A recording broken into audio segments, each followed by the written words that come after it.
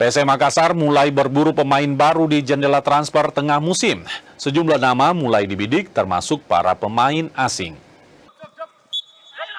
Pergerakan PSM Makassar di jendela transfer tengah musim mulai terlihat. Tim Cukueja mulai mencari pemain baru untuk meningkatkan performa tim di paruh kedua.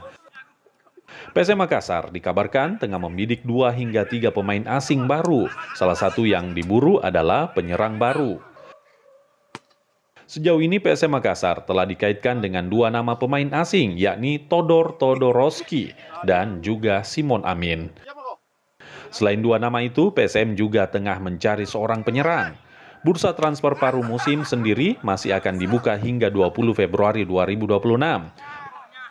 Waktu ini jadi kesempatan bagi PSM Makassar untuk merombak skuad sesuai kebutuhan pelatih anyar Thomas Truca.